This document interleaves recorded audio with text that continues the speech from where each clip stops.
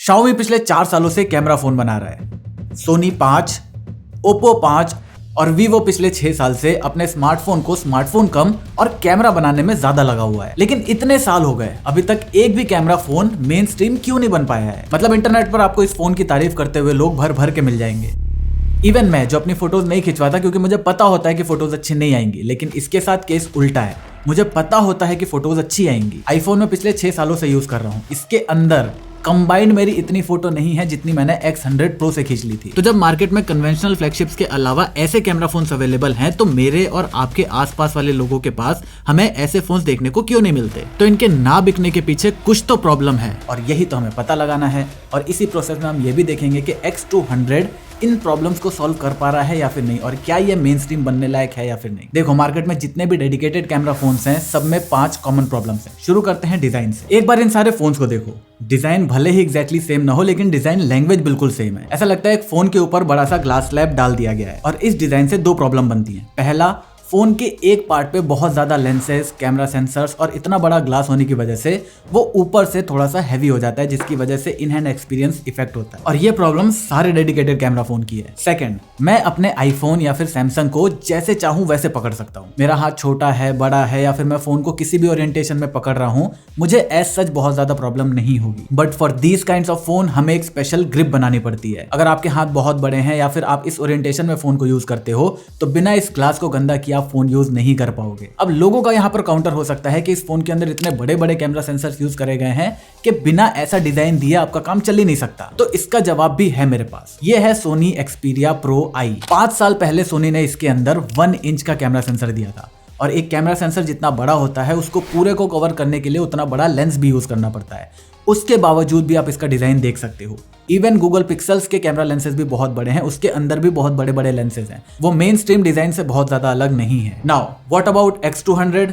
ये phone same design language को follow करता है, बट इसने यहाँ पर एक बड़ी प्रॉब्लम को सॉल्व करा है। This phone is not top heavy anymore. शायद इसमें जो 5800 mAh की बैटरी है, उसकी वजह से इसको बैलेंस करना थोड़ा आसान हो गया है। इसके अलावा X100 सीरीज दोनों साइड से कर्व होने की वजह से उसके साइड्स बहुत ज्यादा पतले थे, जिसकी वजह से फोन बहुत ज्यादा स्लिपरी फील होता था। वीवो ने इसमें वो प्रॉब्लम भी सॉल्व कर दी है। तो क्या इन सारे चेंजेस से ये एक प्रैक्टिकल डिवाइस बन जाता है? 2 प्रॉब्लम्स अभी भी रह गई हैं। पहला, फोन को ऐसे यूज करने में ग्लास तो अभी भी गंदा हो रहा है, और दूसरा, फोन के लंबे टाइम के यूज केस में इस ग्लास पर स्क्रैच लगना ऑलमोस्ट तय है। लेकिन चलो, ये जो डिजाइन के प्रॉब्लम है, ये तो लोगों को फोन खरीदने के बाद समझ आएंगे। प्रॉब्लम तो अभी ये बनी हुई है कि इस डिजाइन वाले फोन बिक ही नहीं रहा है, और उसका दूसरा सबसे बड़ा रीजन है द डिमिनिशिंग रिटर्न। अगर मैं अपने 15 Pro Max को सेल करता हूं, जो अपनी वारंटी भी खत्म कर चुका है, वो करीब 80-85 हजार में बिक जाएगा। S24 Ultra, जिसकी वारंटी अभी बची हुई है, वो 70 हजार के आसपास चला जाएगा। लेकिन अगर मैं Xiaomi 14 Ultra, जो 1 लाख रुपए का फोन लॉन्च हुआ था, उसको अगर मैं सेल करने जाऊं, तो उसके आधे दाम भी मुझे अभी नहीं मिल रहे हैं। और ये ऐसा फोन है जिसकी वारंटी भी अभी बची हुई है, और ऑन पेपर ये S24 Ultra से भी बेटर है। और ये एक बहुत बड़ा रीजन है जिसकी वजह से जब लोग 1,90,000 रुपए इन्वेस्ट करते हैं, तो वो सोचते हैं कि जब मैं इसे बेचने जाऊंगा तो मुझे कितनी वैल्यू वापस मिलेगी। But the good part is, मुझे नहीं लगता कि इस फोन के साथ आपको इतने गंदे लेवल का डेप्रिसिएशन देखने को मिलेगा। रीजन बताता हूँ। पहला, कार्ड ऑफर लगाने के बाद ये आपको 60,000 रुपए का मिलेगा। दूसरा, फ्लैगशिप बहुत सारे रीजंस की वजह से महंगा होता है, और उनमें से बहुत सारे ऐसी वजह हैं जो शायद आप अपने प्रैक्टिकल लाइफ में यूज भी नहीं करते होंगे। इसमें वो सारी चीजें नहीं है। जैसे मुझे 16 GB रैम नहीं चाहिए, अल्ट्रासोनिक फिंगरप्रिंट नहीं चाहिए, LTPO panel, stainless steel, log में वीडियो रिकॉर्ड करना, 8K वीडियो रिकॉर्ड करना, ये सारी चीजें मुझे ना भी मिले तो मुझे घंटा फर्क नहीं पड़ेगा। और जो फर्क पड़ने वाली चीज है वो सारी मिल रही है, जैसे same processor, same design, same वही बड़ी बैटरी, ऑलमोस्ट सेम कैमरा। क्योंकि अगर मैं नॉन प्रो और प्रो के फोटोज को देखूं तो अंतर है, लेकिन इतना ज्यादा अंतर नहीं है। मुझे बस ये देखना था कि इसका कैमरा इन दोनों को बीट कर पा रहा है या नहीं, जो ये कर देता है। तो 2 साल बाद जब मैं इसको बेचने जाऊंगा, तब मुझे लगता है कि इसके 25,000 तो एटलीस्ट मिल जाने चाहिए। तो सेम कैमरा डिटेल्स को बनाए रखते हुए, फ्लैगशिप के सारे फीचर्स होने के बावजूद, प्राइस पॉइंट इसका लगभग 60,000 रुपए का होना इसका एक बहुत बड़ा प्लस पॉइंट है, जिसकी वजह से इसकी डेप्रिसिएशन भी बहुत कम होगी। लेकिन डेप्रिसिएशन तो होगी, और वजह है द लोगो इफेक्ट। एक फोन आपको कैसा लगेगा ये इंपॉर्टेंट नहीं है, वो आपके दोस्त, आपके भाई, आपका चाचा, ताऊ, मौसा, मासी के लड़के, आपकी गर्लफ्रेंड का धोबी, इन सबको कैसा लगेगा वो इंपॉर्टेंट है। और पूरी दुनिया में जितना भी लग्जरी बिजनेस चल रहा है, वो इसी प्रिंसिपल पर चल रहा है। इसको कहते हैं द वेबलिन इफेक्ट। मैं इसे लोगो इफेक्ट कहता हूँ। और मजे की बात बताऊं, इस इफेक्ट का जो असर है वो प्रैक्टिकलिटी से भी ऊपर है। X100 Pro मेरे पास 1 साल से ज्यादा था। जब भी हम किसी ट्रिप पर जाते थे, वो फोन हमारे साथ जाता था। उस फोन के सामने मेरे किसी दोस्त ने इन फोन्स को पूछा भी नहीं। ये है प्रैक्टिकलिटी। अब वेबलेन का इफेक्ट देखो, लौंडे इससे फोटो खिंचवा रहे हैं, लेकिन जैसे ही मैंने उनको बताया कि ये फोन 90,000 रुपए का है, सबके मुंह से उतर जा रहे थे।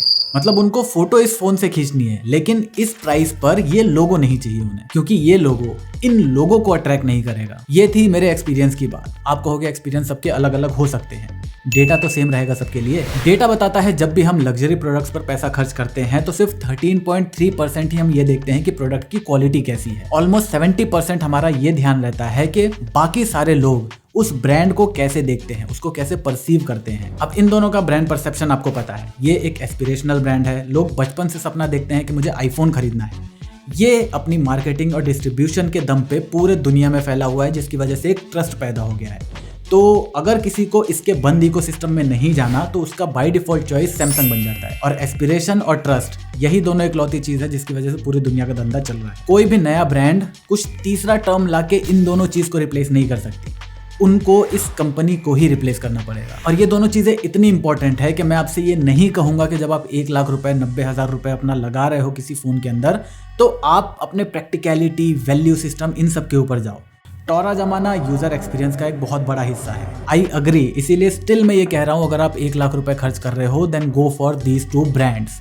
लेकिन अगर हम बात करें 60,000 रुपए की, तो यहाँ पर गेम चेंज हो जाता है। चलो 60,000 में हम पहले ऑप्शंस देख लेते हैं हमारे पास क्या क्या है। अगर हम इसको इन सारों से कंपेयर करें तो परफॉर्मेंस में कहीं से पीछे है नहीं, बैटरी लाइफ में सेकंड नंबर पर आता है। सॉफ्टवेयर अपडेट टाइमिंग की बात करूं तो सैमसंग के बाद वीवो इज दी बेस्ट। इसके अलावा एक और बेस्ट चीज आपको वीवो देता है, वो है आफ्टर सेल सर्विस। जितनी भी एक्स सीरीज के फोन आप लोगे उसके साथ आपको एक्स केयर मिलेगा, जिसके अंदर अगर आपका फोन खराब हो जाता है तो आप चाहो तो अपना फोन घर से पिक करवा सकते हो। अगर आप सर्विस सेंटर जाते हो, वहां पर आपके फोन को ठीक होने में 1 दिन से ज्यादा लगेगा, तो आपको एक स्पेयर फोन दे दिया जाएगा तब तक यूज करने के लिए। और ये तो ऐसी चीज है जो मेरे हिसाब से 50,000 के ऊपर के सारे फोन के लिए एप्लीकेबल होनी चाहिए। इसके अलावा ह्यूमन पोर्ट्रेट शॉट, इससे बेस्ट दूसरा कोई डिवाइस इस प्राइस के अंदर नहीं ले सकता। सॉफ्टवेयर एक्सपीरियंस की अगर मैं बात करूं तो आई अग्री कि ये बेस्ट ऑफ द लॉट नहीं है, लेकिन ये बुरा भी नहीं है। तो इसी वजह से this option, if not the best, this is one of the best in 60,000 rupees. लेकिन क्योंकि हमने कैमरा के लिए बहुत बड़ी बड़ी बातें कर दी हैं, तो उससे पहले आपको एक चीज और जाननी होगी, जो है इन सारे ही एंड्रॉइड फोन्स की प्रॉब्लम, नेटिव कैमरा ऐप और सोशल मीडिया ऐप्स के बीच का रिलेशन। आईफोन से जब मैं इंस्टाग्राम के लिए फोटो खींचता हूं तो वो ऐसी दिखती है, वीडियो बनाता हूं तो वो ऐसी दिखती है, नॉर्मल है सब कुछ। अब सेम काम मैंने X200 से करा, अब प्रॉब्लम आपको दिख रही होगी। इंस्टाग्राम को अगर हाई क्वालिटी की फोटो या वीडियो चाहिए तो उसके लिए उसको सेंसर की एक्सिस चाहिए होगी, सिर्फ फोन के कैमरा ऐप को ओपन करने की नहीं, सेंसर की एक्सिस। और उसके लिए इंस्टाग्राम को उस डेडिकेटेड फोन के सेंसर के लिए अपने ऐप को ऑप्टिमाइज करना पड़े। आईफोन्स के साथ एग्जैक्टली यही होता है। लिमिटेड आईफोन्स हैं, पहले तो जितने भी आईफोन्स अभी तक आ चुके हैं सबके सब पहले से ही ऑप्टिमाइज हो चुके हैं। अब नया जो आईफोन आएगा उसके अंदर 4 मॉडल होंगे, 4 मॉडल में से 2 कैमरा सेंसर्स होंगे, क्योंकि नॉन प्रो के अंदर सेम कैमरा सेंसर होगा, प्रो के अंदर सेम कैमरा सेंसर। तो केवल इंस्टाग्राम को 2 फोन्स के लिए ही अपने ऐप को ऑप्टिमाइज करना है, बाकी सब तो ऑलरेडी हो रखा है। एंड्रॉइड के केस में बड़ा गंदा सीन है। पहले तो 10 कंपनीज हैं,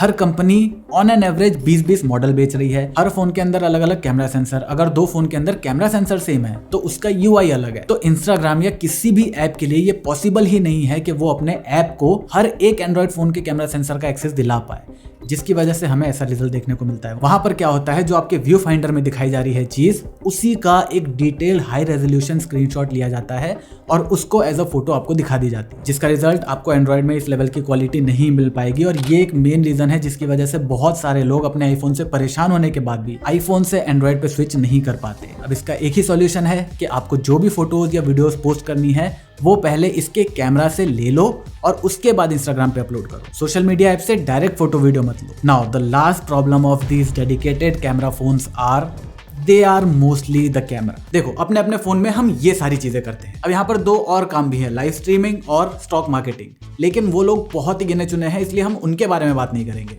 मोस्टली मेरे और आपके जैसे लोग अपने फोन के साथ यही सारे काम करते हैं। अब इतने सारे काम में सिर्फ एक काम है फोटो खींचने का, जिसमें ये फोन बेस्ट है। लेकिन अब इस एक काम को बेस्ट करने के लिए कैमरा स्मार्टफोन्स के अंदर बाकी सारी चीजें थोड़ी बहुत कॉम्प्रोमाइज हो जाती हैं। जैसे स्पीकर्स, मैंने जितने भी कैमरा फोन्स एक्सपीरियंस करे हैं उन सब में स्पीकर उनका सबसे वीक पॉइंट होता है। इवन X200 का भी स्पीकर इस फोन का सबसे वीक पॉइंट है। इसकी डिस्प्ले और हैप्टिक अच्छी क्वालिटी की है, लेकिन जब मैं इसको प्ले में ले आता हूँ तब इसके सामने ये बहुत ज्यादा फीका पड़ने लगता है। डिजाइन फ्लॉस की बात हमने ऑलरेडी कर ली है और इस कैमरा बम के चक्कर में वायरलेस चार्जिंग को इन फोन्स के अंदर यूज कर पाना बहुत ज्यादा मुश्किल हो जाता है। लेकिन ब्रांड वैल्यू के अलावा इन फोन्स के अंदर जो सबसे बड़ी कमी है वो है इनके सॉफ्टवेयर। सिर्फ इसके नहीं, सारे फोन्स के। डोंट गेट मी रॉन्ग, मैं ये नहीं कह रहा कि ये यूआई खराब है। फनटच ओएस तो सबसे ज्यादा इंप्रूव्ड यूआई है, बट जब से मैंने इसके अंदर One UI 7 को यूज करा है ना, तब से मैं इसका दोबारा से फैन बन गया हूं। I know One UI 7 is बहुत सारा iOS, लेकिन यही तो हम चाहते थे।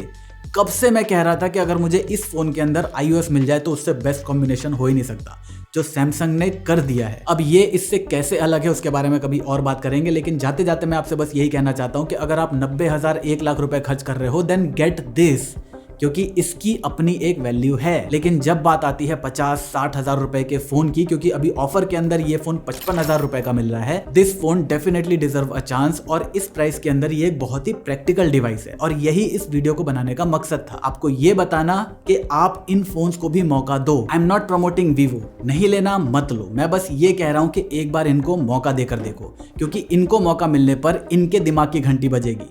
इन्होंने अपनी डुओपोली चला रखी है, जिसके चलते इनको लग ही नहीं रहा कि हमें कुछ इनोवेट करने की जरूरत है। तो जब इनको चांस मिलेगा तो इनके अंदर भी चेंजेस देखने को मिलेंगे, और इस नॉन प्रो फोन को लेने के बाद आप किसी भी प्रो फोन को मिस तो बिल्कुल भी नहीं करोगे। इसके अलावा मुझे नहीं लगता कि आपको पता होगा कि एक 10,000 का फोन और एक 1 लाख रुपए का फोन, दोनों आपको ऑलमोस्ट सेम तरीके से स्कैम करते हैं।